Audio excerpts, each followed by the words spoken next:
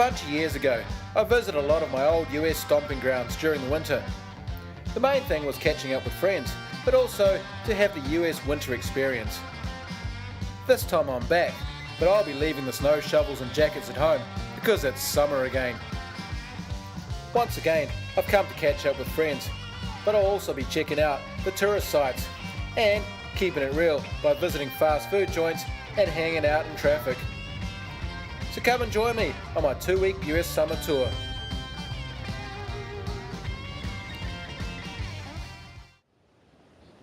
Right, so here we are in Waterton Canyon, going for a little bit of a ride. This is the foothills of the Rocky Mountains. So here I am in Denver, Colorado, staying with my friend Rhett. He's the one holding the camera.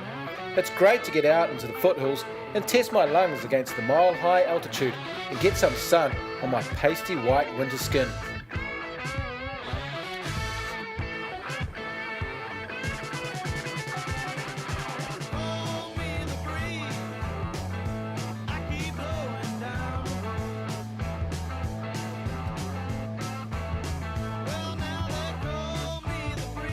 It's quite a thrill to see the wild bighorn sheep, even though their horns haven't grown yet. I know they look more like goats, but they are actually sheep.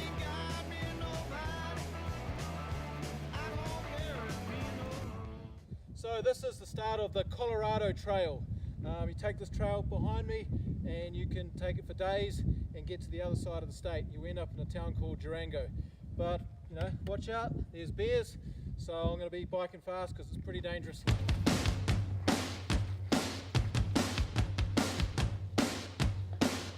After running the Ursign Gauntlet at full throttle, it's time to meet Rhett and his family. Here's the kids, Abby, John and his wife Melissa. Those three-wheeled scooters look pretty cool. I'm sure they'll be turning up in New Zealand pretty soon.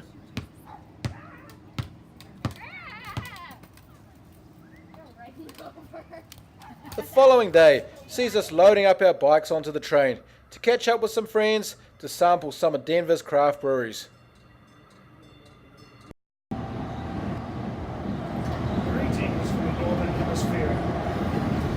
Got our bikes here today on the train. We're going to take Mark downtown. We're going to hit 63% of all breweries in Denver. So we're going to give him a good synopsis of what we do here in the summer months. Hope he enjoys it. I hope he survives. And I'll maybe send it back to you in all in one piece.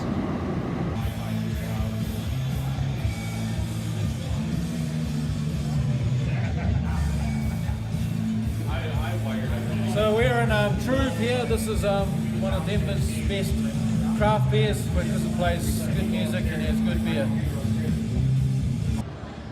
Right, so we're at Epic Breweries. We started today at 1:30 on our bikes and it's now 8:30, so it's been I can't do the maths at the moment, but we're off to some metal concert or something like that, and we've gone to see the finest of Denver's craft brews.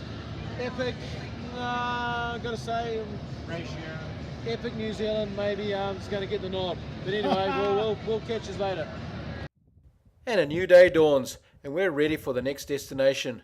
We're going to a little place that's just north of Denver. Alright, so we're in Boulder at the moment, a cool little college town. There's lots of stuff going on. Pearl Street Market is, Pearl Street Mall is pretty famous, so let's check it out. There's no combination of words I can put on the back of a postcard. No song that I could sing, but I could try for your heart.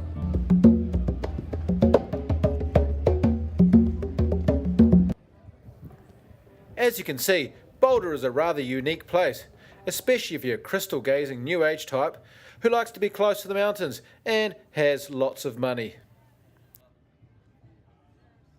Speaking of mountains, Rhett is taking me high up the Rockies, so come on and enjoy the ride.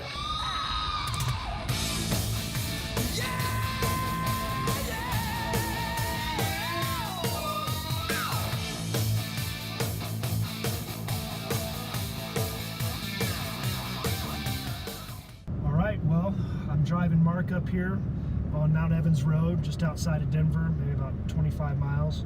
This is the highest paved road in North America. We're going to drive almost to the summit of a 14,000 foot peak. It's about a half mile of a hike to the top from there, but You're going to gain some serious elevation for a road that's open roughly 2 to 3 months out of the entire year, and it's spectacular.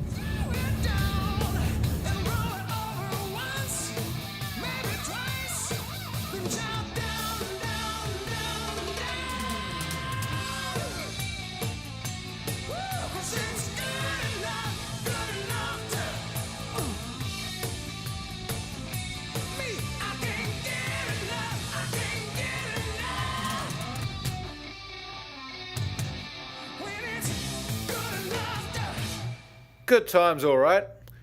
Do you notice the lack of the guardrail? Tomato Peak times 1,000. So here we are, summit of Mount Evans. I guess it's kind of high.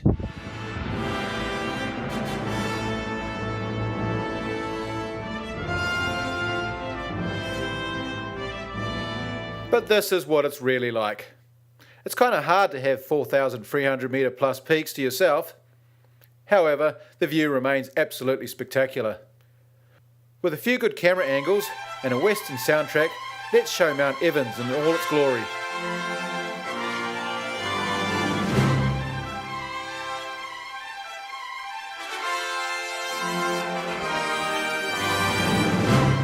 My time in Colorado is coming to an end, and the film so far has not done it justice. Denver and the area around are a most excellent place to stay and live. As for the freewheel scooters, they seem very cool. Thanks again to Rhett and his family for their wonderful hospitality, and I'm really hoping they'll be able to make it back over here to New Zealand at one day.